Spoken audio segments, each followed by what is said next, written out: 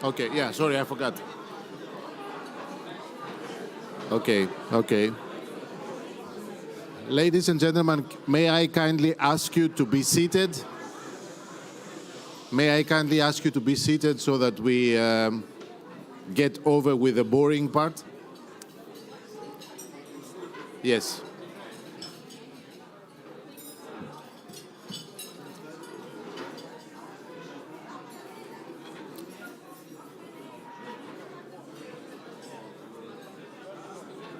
Okay. I think we can start get over with the formalities so that we can all enjoy our gala dinner. It's me again being the pain. I promised you when we left the. Can I kindly ask for a little bit, just really 2 minutes? Thank you. So I promised you when I let you go 2 hours ago, or a bit more, that I'll be back just for a couple of minutes to finish the last part of the program that we had no strength to finish during the conference. So we have, but it's an important one. That's why I wanted you refreshed and energized so that we can wrap it up in a couple of minutes. So it's the Porto resolution that we have prepared and shared with you. I'm sure that throughout the day you had the chance to take a look at it. If you don't mind, for those who haven't and were a little bit busy or lazy or whatever, I'll quickly read it out and then I will ask you to vote whether you approve the Porto Declaration so that we can officially adopt it and publish it. So we, the Jewish leaders, gathered in Porto on this day, the 15th of May 2023, we welcome the plans for national governments to date in response to and incorporating the EU strategy for combating anti-Semitism and fostering Jewish lives. However, we voice a strong concern at the coupling of anti-Semitism with racism and other forms of discrimination. There is no doubt that hatred and racism must be fought in all manifestations at every level, but there is not one cure for all cancers. Anti-Semitism is unique and must be treated as such. It is unique because anti-Semitism continues to grow year on year. Anti-Semitism is state-sanctioned in many countries, and all Jews, regardless of color, observance, or political orientation, are targets for genocide. Anti-Semitic hatred with Zionism, the right of the Jewish people to return home. Whilst the language and concept of intersectionality is popular today, we, Jewish leaders, distance ourselves and our communities from the concept of intersectionality because the inter is missing. There is little to no solidarity or empathy towards Jewish communities from other groups affected by hate when anti-Semitism atrocities occur or when Israelis are murdered in terrorist acts. Furthermore, the vast majority of Jews who support the State of Israel are excluded from events, rallies, and other intersectional events because of that particular support. For all of the reasons above, we, Jewish leaders, urge national governments who are preparing national plans on combating anti-Semitism or who have already prepared those plans to decouple anti-Semitism from all other forms of hate and treat it in isolation. National governments should also practice what they preach. Therefore, we, Jewish leaders, call upon heads of the EU to initiate legislation preventing those with avowed anti-Semitic positions from running from office in EU institutions. We, Jewish leaders, also state our unreserved support for the State of Israel, including any democratically elected government. Out of great love and sincere concern for our brothers and sisters in Israel, we call on the political leadership of all parties in Israel to rise above their differences while fulfilling the order that call Israel Arevim Selazeh. We, Jewish leaders, ask the European Jewish Association to forward this resolution to national parliaments and/or the relevant regional authorities on our shared behalf and to the government and political parties of the State of Israel. Made in Porto, 15th of May 2023. I would kindly ask you, those who agree with the text I just read, to raise your hands.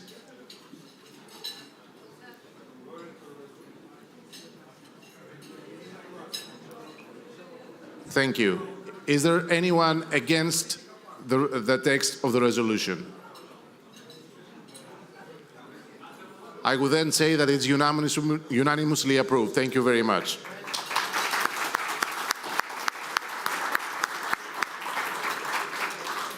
And having said that, that's the end of my interventions for today. I would kindly ask your host for this evening, Rabbi Eli Edelkopf, to take the floor. Thank you very much once again.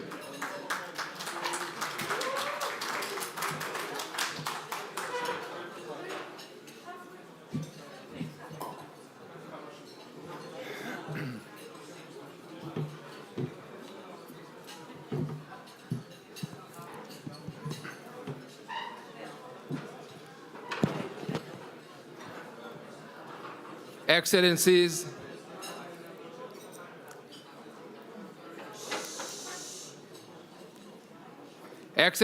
ladies and gentlemen, good evening.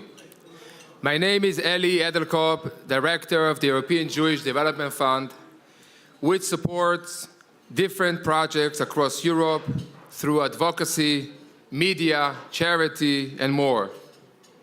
It is work that I am extremely proud to do alongside my dear friend and colleague, Rabbi Menachem Margolin.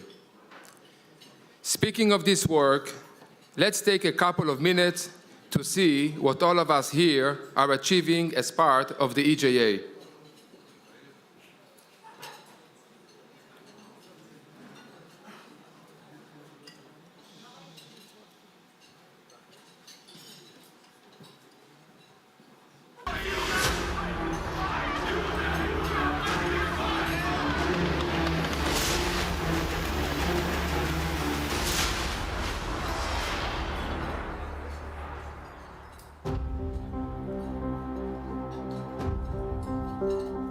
The EJA exists to make life better for Jews in Europe, free from hate, free from ignorance, free of anti-Semitism, free to grow, free to be.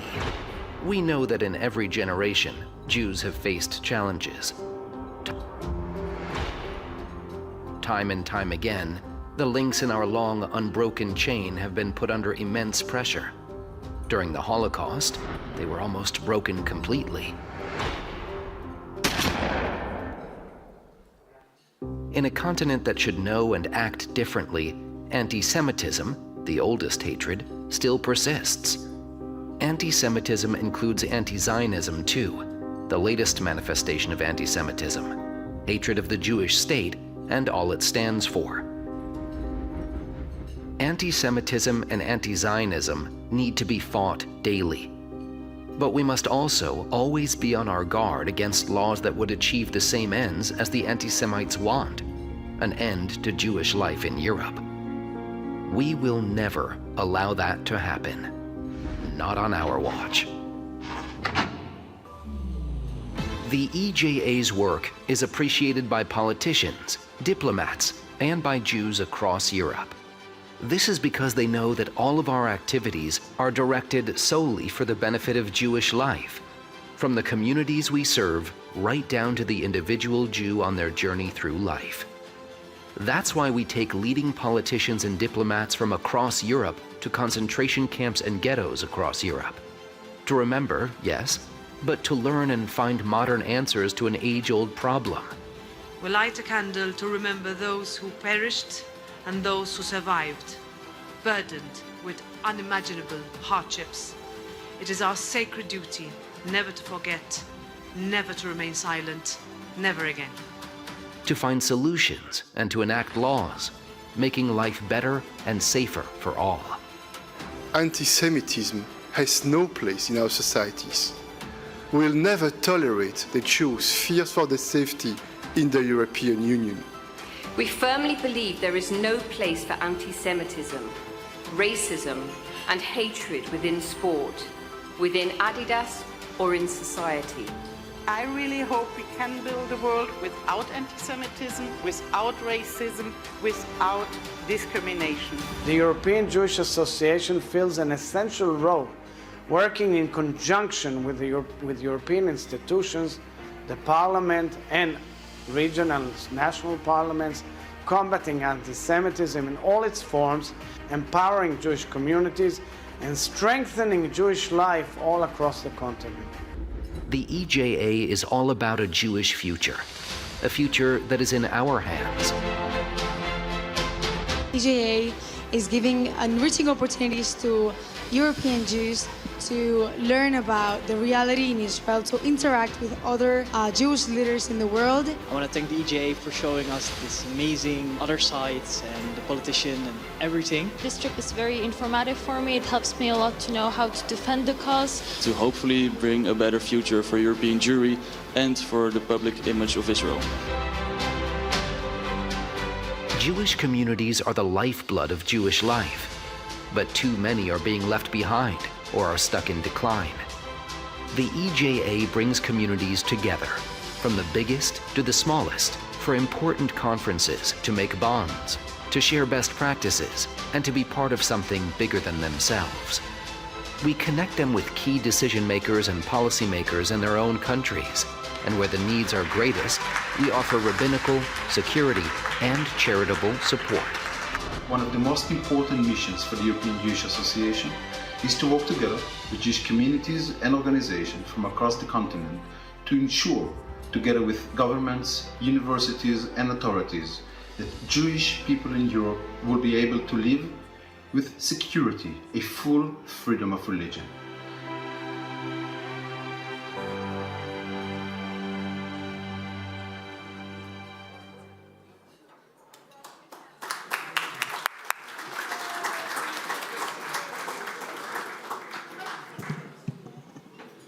Ladies and gentlemen, all of this work would not be possible without the hard work and dedication of the APA team, led by our Managing Director, Yorgos Papadakis. Please give them a warm round of applause. I would like to invite the APA team on stage to show our appreciation, and EJA team to show our appreciation and thank you for all the hard work that they are doing throughout the year, and especially for this remarkable event.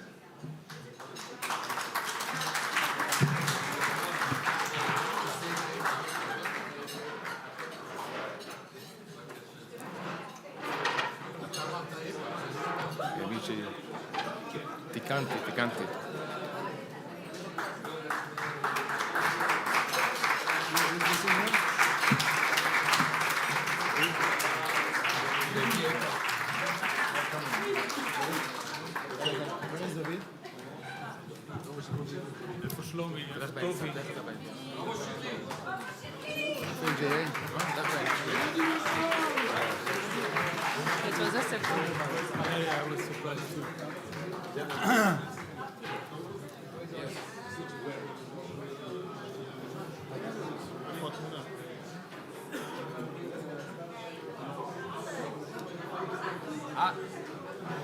Where is Alex?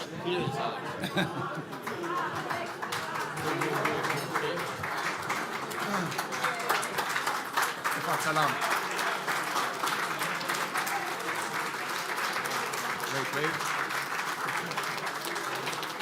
Okay, so. Alex. Wait.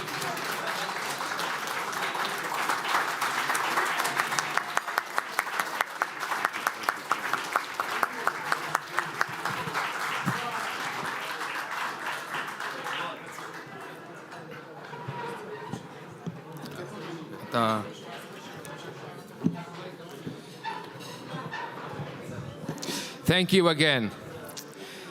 Shh.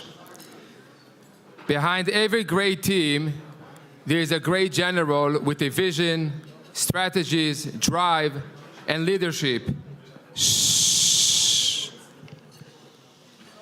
It is my pleasure to give the floor to the chairman of the European Jewish Association, Rabbi Menachem Margolin.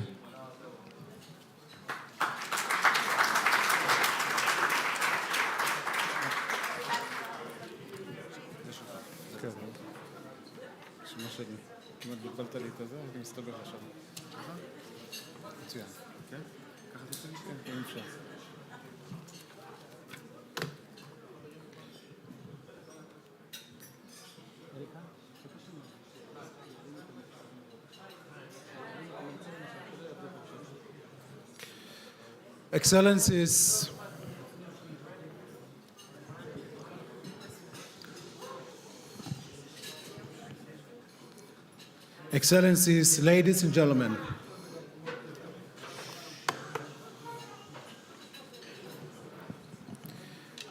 a short 3 words in Hebrew, בהמשך הבניין תנוחמו. By your continued building, you will be comforted.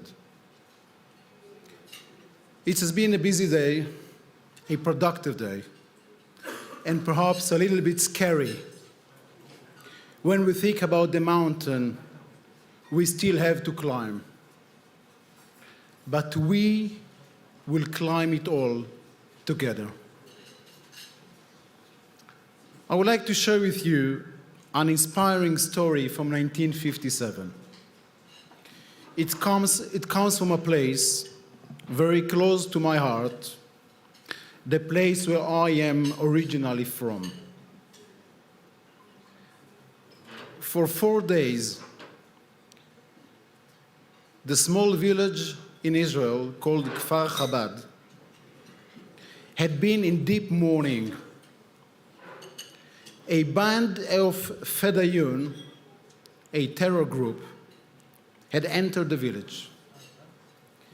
They made their way to the synagogue of the local school, where the kids were in the middle of the evening prayers, and opened fire. 5 children and 1 teacher were killed, and another 10 children wounded.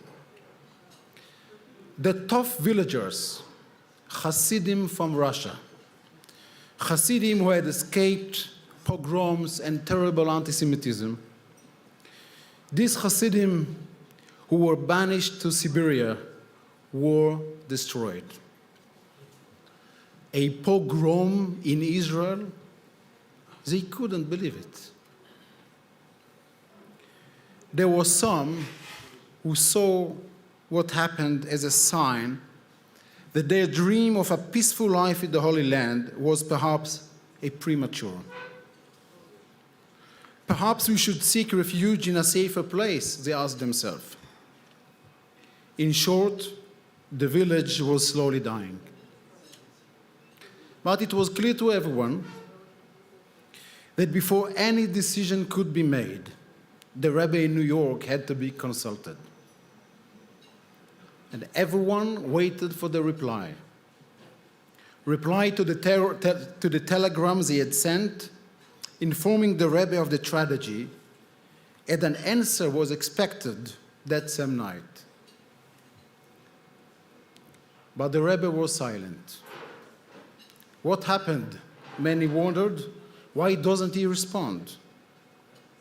And then, 4 days after the tragedy, the telegram arrived. The news spread throughout the village. A telegram from the Rebbe. The telegram has finally arrived. The entire village, men, women, children, they all got together in the village square to hear the Rebbe's reply. The telegram contained 3 Hebrew words, but these 3 words were enough to save the village from disintegration and its inhabitants from despair. Behemshech habinyan tenuchamu, wrote the Rebbe, Rabbi Menachem Mendel Schneerson. By your continued building, you will be comforted. The villagers of Kfar Chabad knew what they had to do. They must build. The Rebbe said, to build. They built a school where children from disadvantaged background would be taught the printing trade. On the very spot where the blood was spilled, the building was raised. Why did the reply from the Rebbe take so long, though? When he was handed the telegram, the Rebbe sank into his chair. He locked his door and did not open it for 3 days. After 3 days, where nobody saw him, he called his secretary and dictated his reply. Behemshech habinyan tenuchamu. 3 words. 1 word a day, and it was enough. My friends, we must remember that sometimes we search too long to find the right words. We too have faced our own tragedies and difficulties in our communities in many countries in Europe. But we must continue to build. Nobody can put such meaning into 3 words as the Rebbe did back then. But here in Porto, we are trying with 7 words instead, shaping the future of European Jewry together. And I am so proud to be able to build with every single one of you. The best answer to anti-Semitism is to build. We should build kindergartens. We should build schools. We should organize cultural events and events just for the fun. We should outreach every single Jew we know and make all of them proud of who we are and what we could contribute to the entire world. Let's make all the effort to ensure that no one single Jew will be left behind. Let's roll up our sleeves and get to it together. Thank you very much.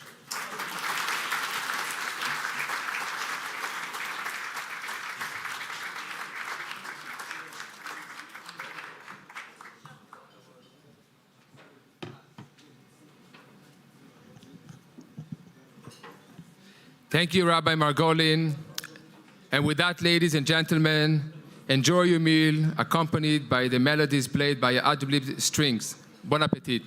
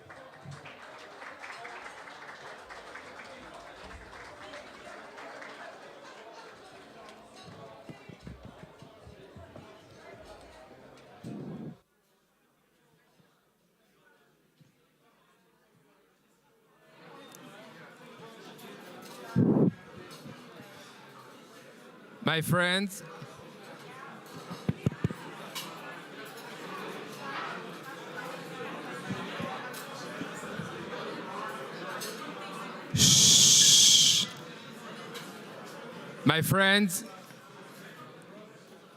I hope you enjoyed the first course. We have another short video for you.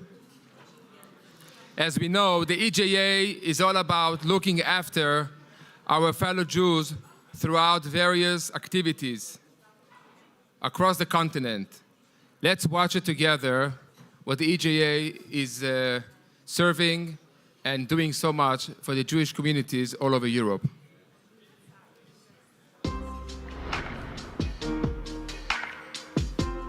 At the EJA, our heritage is our heart. Without it, there is no Judaism.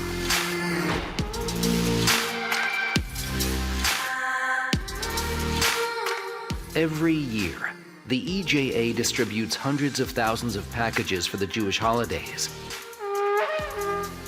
Thousands of children and young adults take part in activities ranging from bar and bat mitzvah preparation to Shabbat weekends together and hands-on training in advocacy. הוא חזר ממש ילד כזה, ראיתי איך שהוא יותר התבגר. הוא יהיה היידישקינד, ובעזרת השם הוא ילמד את הילדים שלו, והילדים שלו ילמדו את הנכדים שלו.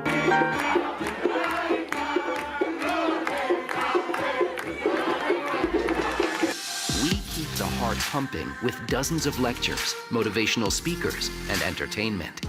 Because being Jewish is a joy too.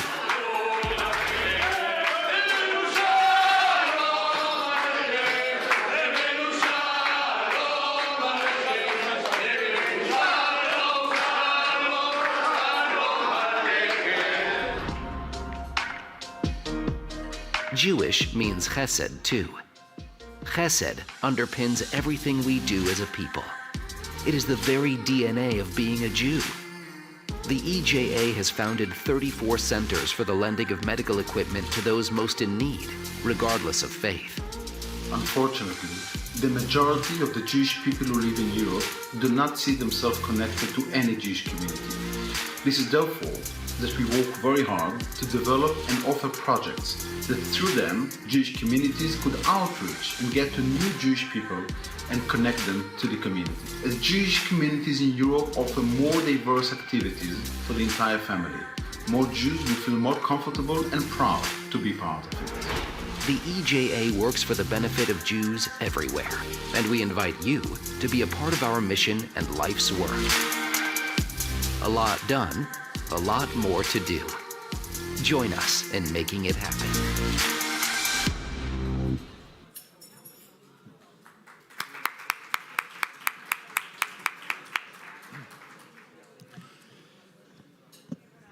Ladies and gentlemen, why did we come to Porto? Blessed with beautiful sightseeings and warm sun, it is good for the heart and soul to head west and spend some time in Sephardic land. But this is only partially the reason for why we're here today. We are here mainly because of the incredible Jewish community in Porto, headed by Mr. Gabriel Senderovich and Mr. David Ariel.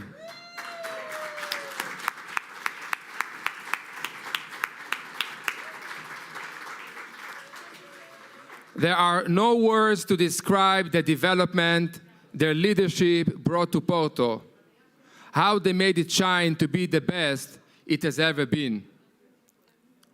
Words cannot compete with sight. And now, here to tell us more about this remarkable story of the Jewish community of Porto is Mr. Hugo Vaz of the Jewish Museum here in Porto.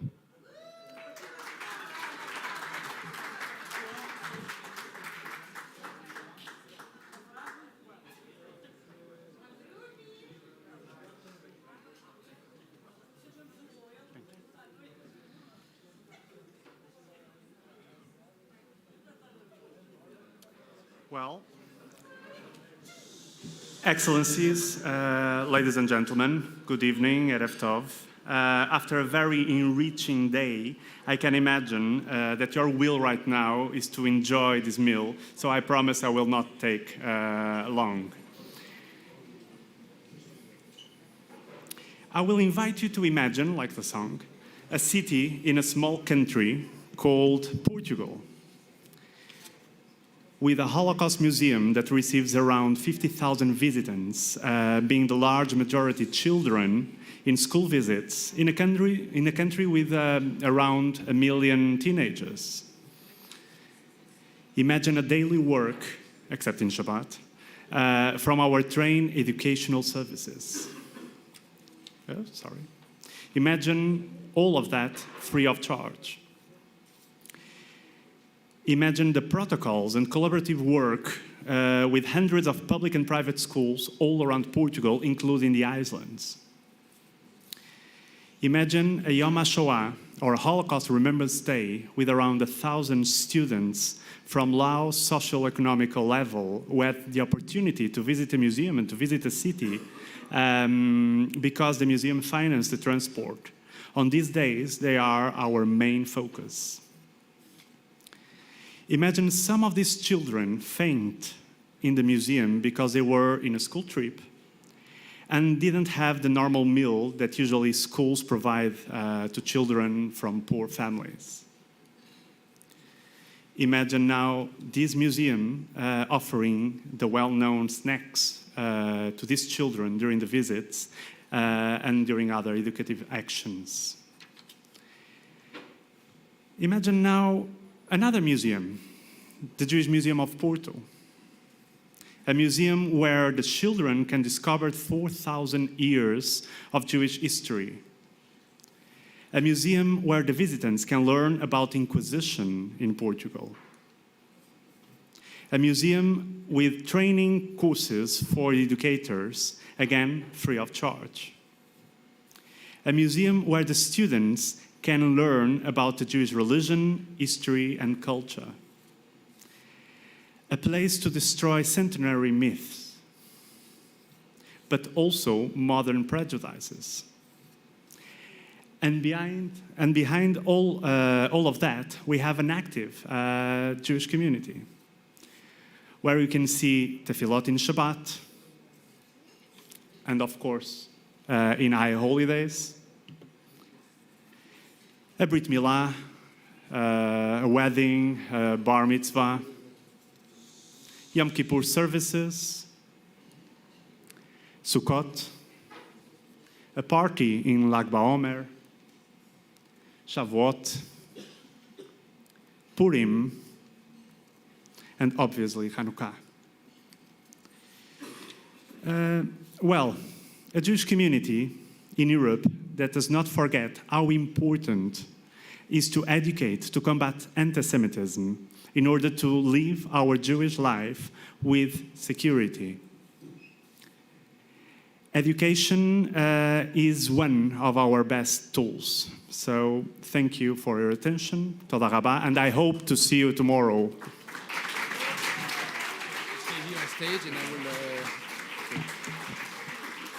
Thank you, Mr. Vaz, but please don't go anywhere.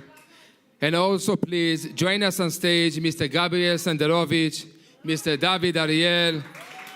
I would like also to invite on stage Rabbi Menachem Margolin, Mr. Yorgos Papadakis, and Baroness Mrs. Regina Sluzny. Please join us on stage. The EJA and its delegation wanted to offer you a token of our deep admiration and gratitude for all the work you did to make us all feel so welcome.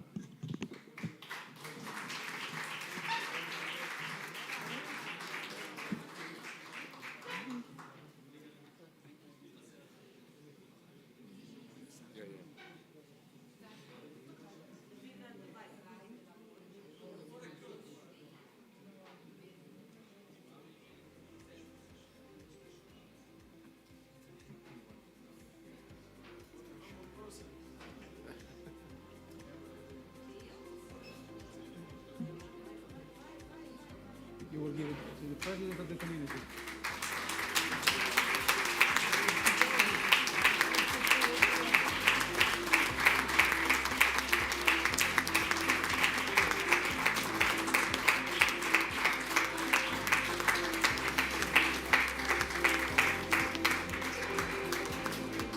Thank you. תודה רבה.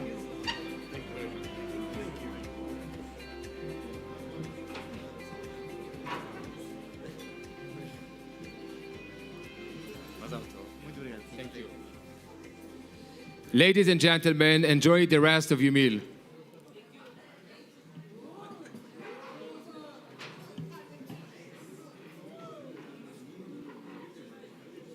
Huh?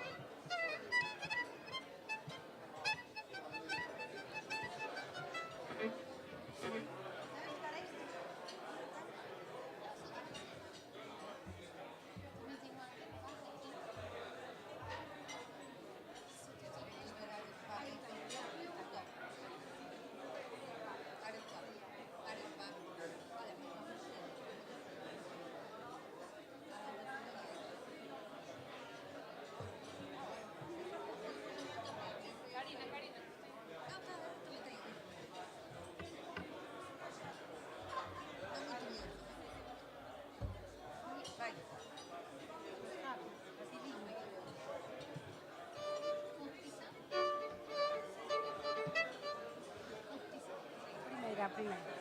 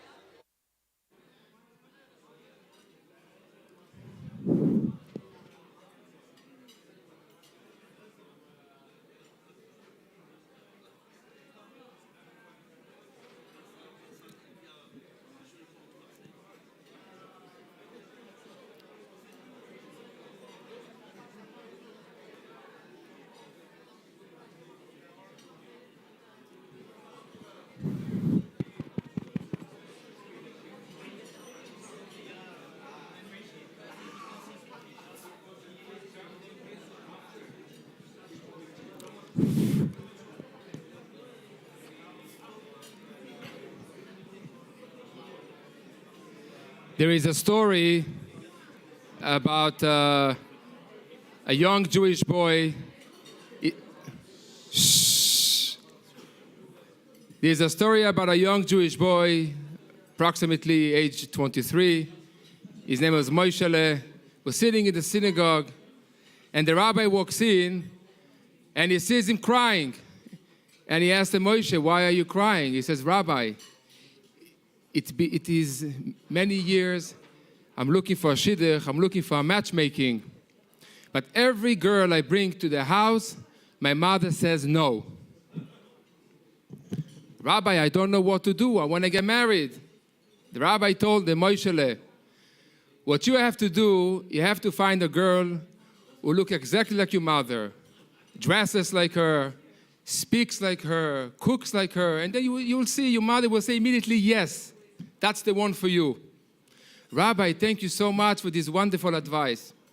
A few months later, the rabbi comes in again into the synagogue, and he sees Moshe again sitting there on the bench crying. And he told him, Moshe, why are you crying? He says, Rabbi, I'm looking for a wife. But I told you what to do. He says, Rabbi, I did exactly what you told me. I found a girl who looks like my mom, dresses like her, cooks like her, speaks like her, everything. So I said, what's the problem? So my father said no.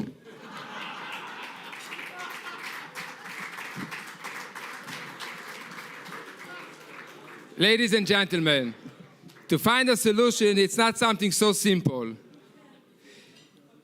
We meet during times tough for our beloved Jewish state, Israel. Our bonds to the Holy Land are unshakable and unbreakable. Let's hope and pray for our brothers and sisters in the Holy Land to find peace and serenity. Amen. We now have a short message from the Israeli ambassador to Portugal.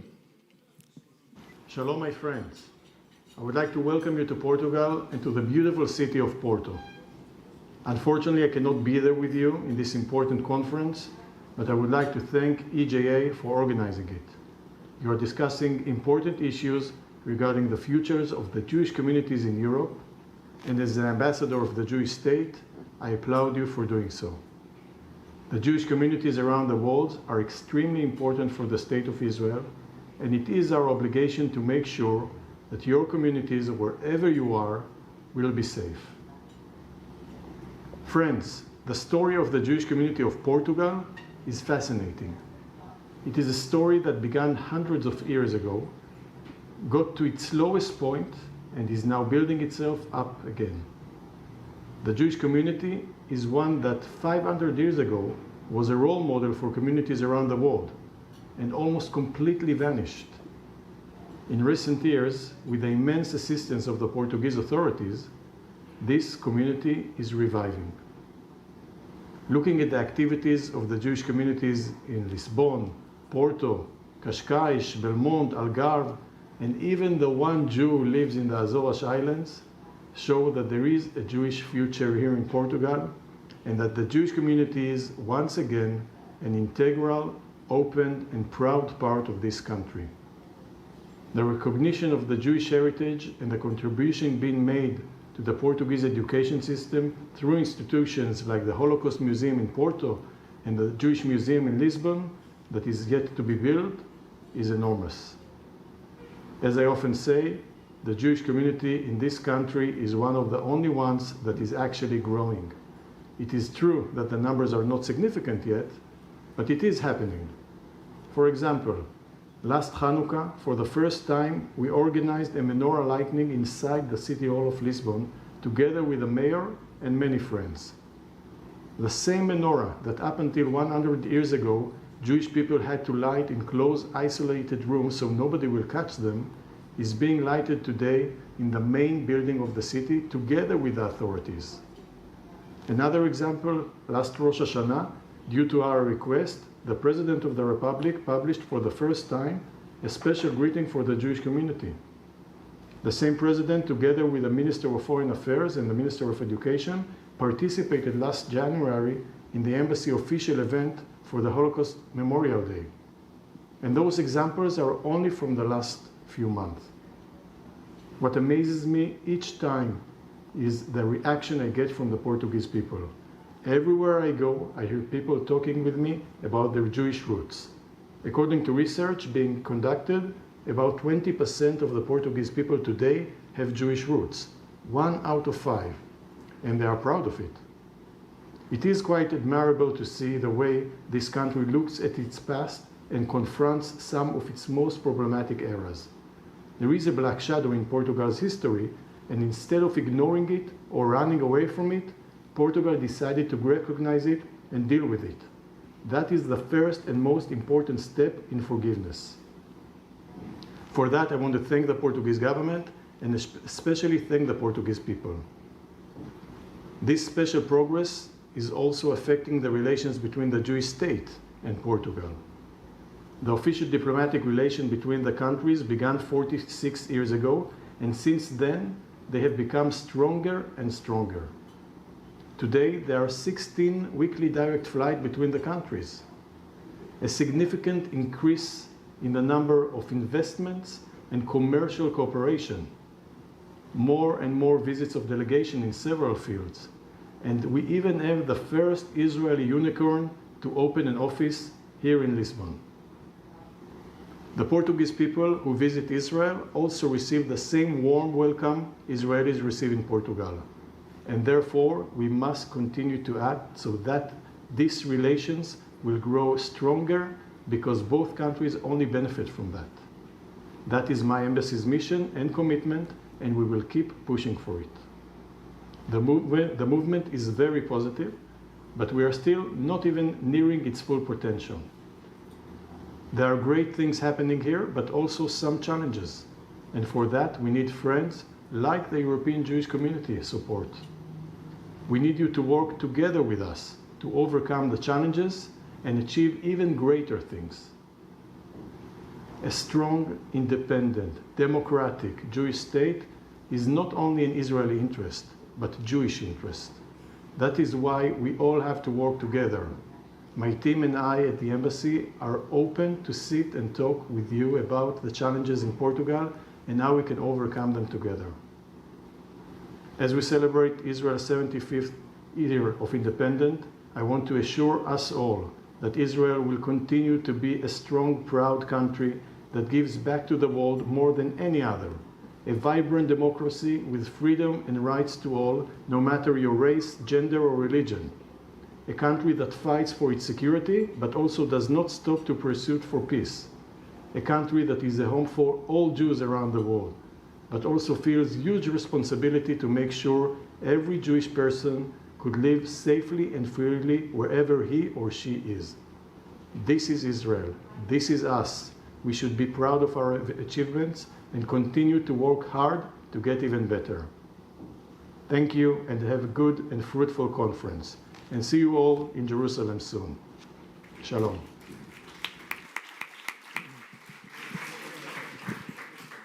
Ladies and gentlemen, I now have the great honor to present to you a new friend of ours at the EJA. Earlier, we discussed the renaissance of the Porto community. Now we move to a member of parliament for the French Renaissance Party. She is a well-known and respected public figure in the French Jewish community. She has always fought against anti-Semitism and anti-Zionism, first in the courtroom and now in the National Assembly chamber. Madame Caroline Yadan, Member of Parliament, please join us on stage.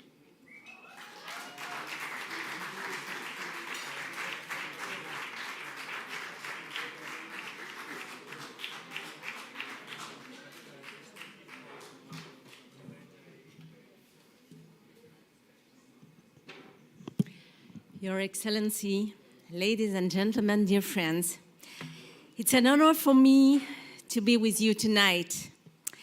I would have liked to be able to speak English tonight, but I will avoid causing unnecessary pain to your ears, so I will continue in French if you allow it. I'm sorry. Les Juifs influencent la vie économique et politique du monde. Il faut s'en méfier. Ils sont responsables de la mort de Jésus.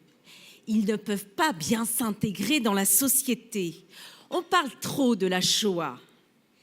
Ils sont derrière les attentats du World Trade Center. Ils sont responsables de la fabrication et de la diffusion du virus du Covid. Ils ont volé la terre aux Palestiniens. Israël est un État raciste, un État nazi. Ces stéréotypes devraient dater d'un autre siècle. Ils sont malheureusement toujours d'actualité. Aux Pays-Bas, en Grèce, en France, au Portugal, en Allemagne, en Hongrie, en Pologne, en Roumanie, en Slovaquie, en Europe de l'Est comme en Europe de l'Ouest. Depuis 20 ans, nous assistons impuissants à une montée de l'antisémitisme en Europe qui ne se contente pas de vociférer, d'injurier, mais qui frappe, qui torture, qui fait aussi couler le sang, qui assassine. Sur les réseaux sociaux, des centaines de milliers de contenus antisémites mélangeant préjugés, complotisme, déni de la Shoah, amalgame avec le nazisme, détestation des Juifs et d'Israël sont diffusés, partagés, relikés, commentés, retweetés encore et encore jusqu'à atteindre des millions de vues. Condensant colère et frustration, ignorance, cette haine s'infiltre pernicieusement dans la société en recherche constante de boucs émissaires et se dévoile dans les manifestations en Europe. Gilets jaunes, anti-vax, manifestations en soutien au peuple palestinien. La banalisation du mal rampe là où nous pensions naïvement l'avoir expurgé à tout jamais. 80 ans après la Shoah dans les rues de Berlin, berceau du nazisme, on a crié drapeau palestinien à la main et fanatisme sur le visage, mort à Israël, mort aux Juifs. D'année en année, l'obsession anti-juive évolue, les accusations sur lesquelles elle se fonde aussi. Au gré de l'actualité, les habits antisémites du présent se drapent au choix d'antisionisme, d'islamisme, d'indigénisme, de complotisme, de négationnisme. Ces visages sont tantôt ceux de l'extrême droite, tantôt celui de l'extrême gauche. L'extrême gauche s'est aujourd'hui trouvé une spécialité. Israël comme incarnation du mal.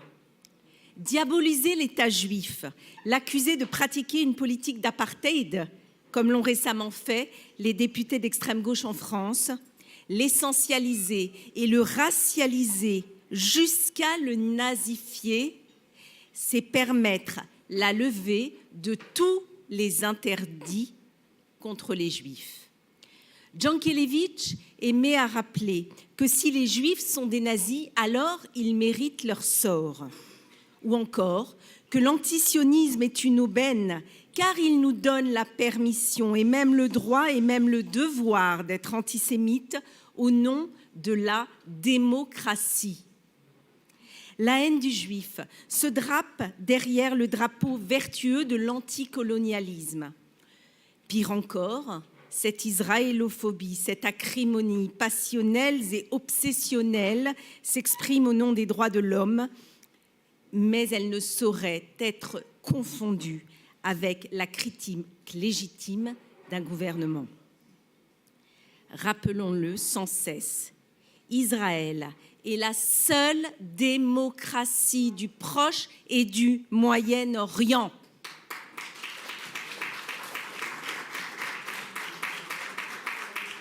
Une démocratie dans laquelle les citoyens bénéficient d'une égalité de droits, quelle que soit leur origine.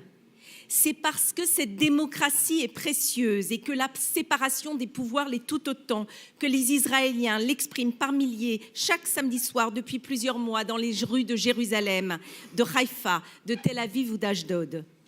Ceux qui détestent Israël ne s'embarrassent jamais de dénoncer les attentats de civils, les roquettes tirées par milliers dans un ciel protégé par le dôme de fer, les boucliers humains, les tunnels construits pour frapper la population civile. Ils ne blâment jamais les pensions versées aux familles des terroristes. Ils ne condamnent pas les journalistes que le Hamas bâillonne, les femmes qu'il lapide, ou encore les homosexuels qu'il emprisonne, voire qu'il exécute. Ceux qui détestent Israël garde curieusement le silence sur les minorités opprimées de par le monde, sur les atteintes aux libertés fondamentales des peuples iraniens, ukrainiens, soudanais, cubains, arméniens, kurdes ou ouïghours. Ceux qui détestent Israël ne réprouvent jamais les programmes éducatifs basés sur la haine du juif, les comptines que les enfants de 6 ans récitent avec application, racontant à quel point il est bon d'être un martyr. À cet égard, je me réjouis que le Parlement européen ait enfin adopté il y a quelques jours, grâce notamment à l'action formidable de plusieurs collègues, dont mon amie Ilana Sikurel, une résolution condamnant l'autorité palestinienne pour le contenu haineux de ses manuels scolaires et subordonnant le financement futur de l'éducation à la suppression du contenu antisémite. Au commencement de la violence, il y a la pensée. À la pensée s'ajoute la parole, celle qui instrumentalise au nom de Dieu. Ce désir de croire plus fort que le goût de la vérité, cette hostilité assumée s'invite dans les prêches de certains imams radicaux et alimente l'islamisme, arme les terroristes. L'extrême gauche porte ainsi, par électoralisme et par idéologie, une lourde part dans le renouveau de l'antisémitisme en Europe. Cet état de fait ne doit néanmoins surtout pas nous faire oublier les dangers de l'extrême droite. Ne soyons pas dupes de sa tentative de dédiabolisation, notamment en France, où le Rassemblement national cherche une nouvelle respectabilité et a prétendu à la présidence du groupe d'études sur l'antisémitisme à l'Assemblée nationale. Cette volonté d'honorabilité ne saurait éclipser que l'antisémitisme est contenu dans son ADN, dans son projet, comme objectif ou comme conséquence. L'extrême droite démontre, si besoin en était, en Hongrie, en Pologne ou en Italie, qu'elle doit rester un repoussoir pour tout juif en Europe et dans le monde, au nom de son projet d'exclusion et de sa xénophobie, contraire à nos valeurs, aux valeurs du judaïsme. Il est de notre responsabilité de dire à la droite européenne que si elle aime Israël parce qu'elle n'aime pas les musulmans, alors nous ne voulons pas de cet amour. En France,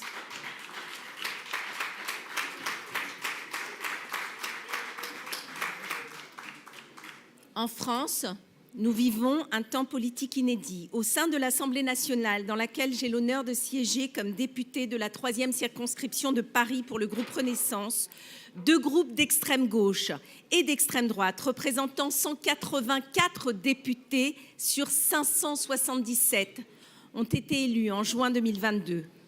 Au-delà de leurs accointances, comme leur soutien larvé à Vladimir Poutine, leur volonté de mettre à mal la République et ses fondements institutionnels, leurs électeurs partagent des points communs. Selon une étude Fondapol pour AGC, ces électeurs des extrêmes justifient, par exemple, le recours à la violence pour contester les décisions politiques et partagent de nombreux poncifs antisémites. C'est dans ce climat délétère que plusieurs députés, plusieurs collègues ont récemment reçu des missives antisémites abjectes. Au-delà des discours, il y a maintenant une urgence de vérité, mais aussi une urgence de résultats. Je déposerai prochainement, sur recommandation de la DILCRA, une proposition de loi pour permettre la délivrance d'un mandat d'arrêt international pour les auteurs de délits racistes ou antisémites ou pour la contestation de crimes contre l'humanité. Notre combat est difficile, il est semé d'embûches, mais nous avons tous, quel que soit notre rôle, quel que soit notre statut, notre profession, politique, journaliste, artiste, militant associatif, un rôle à jouer. Il nous appartient de continuer à alerter et à analyser sans crainte ni ambiguïté, car l'ennemi se nourrit du silence, de l'inquiétante indifférence, de l'absence de clairvoyance et de lâcheté. Le courage, c'est de chercher la vérité et de la dire, nous rappelait Jean Jaurès. Être courageux en politique, c'est appréhender les responsabilités de chacun et les causes de ce mal qui, parce qu'il touche à notre humanité, est bien l'affaire de tous. Être courageux en politique, c'est dénoncer, au-delà des positions consensuelles, les sujets qui fâchent et accuser ceux qui doivent l'être. Ce combat est le nôtre. Je sais pouvoir compter sur vous. Vous pourrez compter sur moi.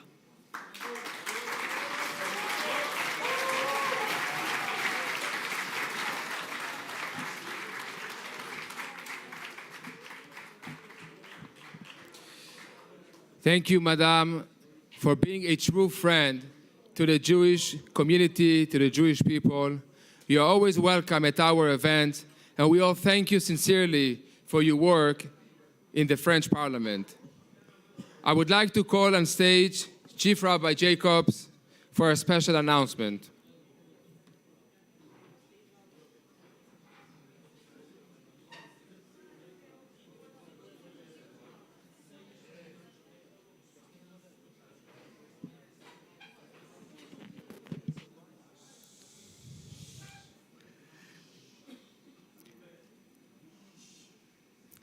The chief rabbi of Israel, the former chief rabbi, he told me once what happened to him when the Pope, the leader of the Roman Catholic Church in Rome, visited Jerusalem. The Pope, that's what the chief rabbi told me, went only to 2 private people.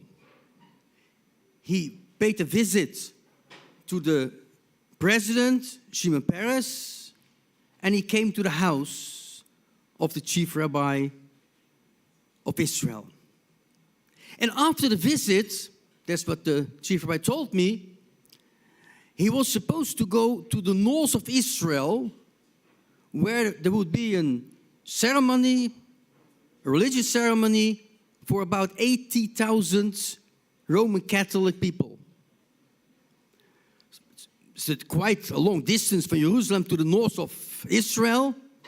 So the chief rabbi took him to the hospital. On the roof of the hospital, there was waiting for him, for the Pope, a helicopter. So he took the Pope to the helicopter, and then the pilot came out of the helicopter and said, "I'm sorry, very sorry, but the helicopter doesn't work. So I can't get straight to a new one, but we arranged for you a very expensive, good, nice car." Okay, so the Pope goes to the car and so driving. And then he's asking to the driver, "When will we arrive in the north of Israel?" Well, the driver said, "It will take at least 1.5 hours. 1.5 hours? In 20 minutes, I've got there my service. 80,000 people waiting for me. Can't you drive more speedy?" So he said, "Listen, I could, but I'm working for the state of Israel, and I'm only allowed to drive 100 kilometers an hour. I'm not going to, get the ticket. I'm not allowed to." Wait, said the Pope. "You sit in the back, and I'll drive myself." Popes are driving 100, 150, 200, 230, and at a certain moment, a police guy sees this car was racing like crazy and stopped. The car stopped, and then the police guy looks into the car and sees who's there. So he calls his superior and says, "Listen, I just had a car 230 kilometers an hour. Give them a fine. Give them a ticket." "I'm sorry, it's a very important person in the car." "Who, a member of the Knesset or the parliament?" No, much more important. A minister?" No, the president?" No. "So who is it?" It's a foreigner." "But who? I don't know, but the Pope is his driver."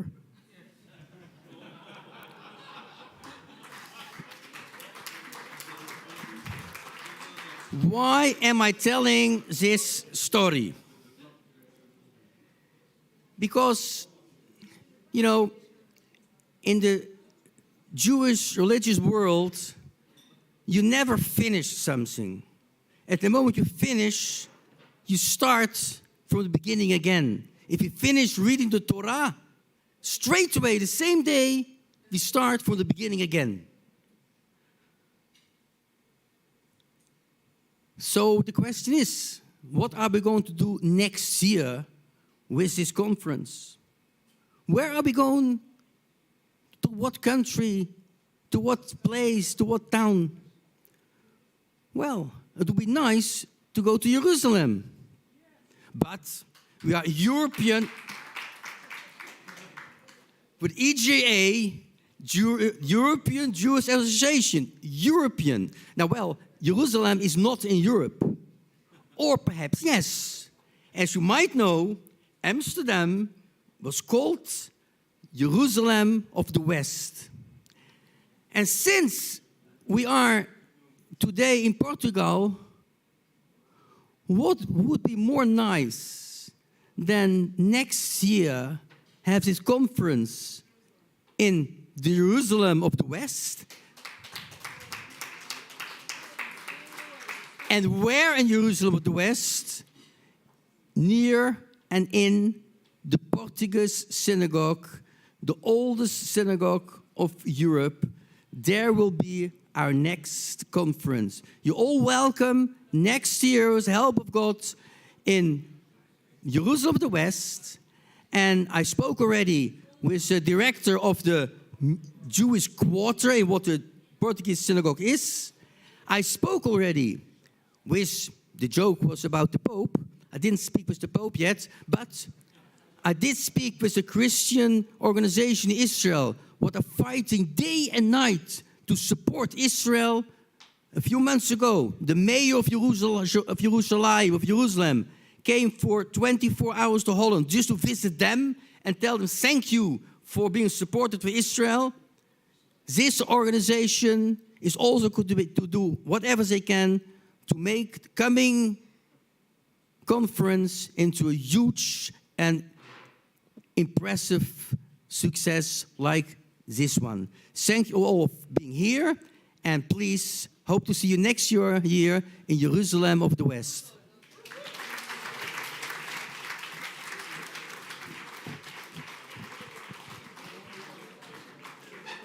Ladies and gentlemen, for those of you who didn't understand 100%, it's going to be in Amsterdam.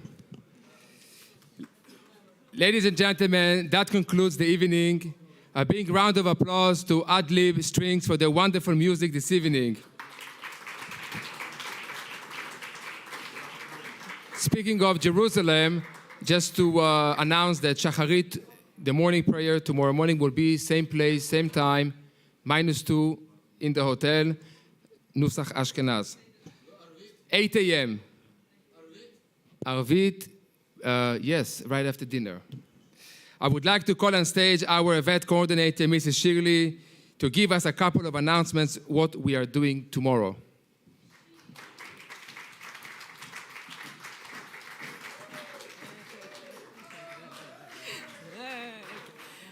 Hi, everyone. For those of you maybe not know me, I'm the event coordinator of the EGA. It's a pleasure to see you all and to see you all smiling. The few things that you need to know are as follows. Tomorrow, the buses are leaving at 9 sharp. Very sharp. So let's all meet in the lobby at 9. Breakfast, as usual, is open between 7 to 9. You will have the morning prayers, and the other very important thing that you need to search for is this. This is how you get home, if you provided me with your travel details, as usual. The first column will show you the time of your pickup. If you have any issues, questions, my number is at the back of every program, at the end of every email, and I'm always at the desk. Okay? Bye, everyone.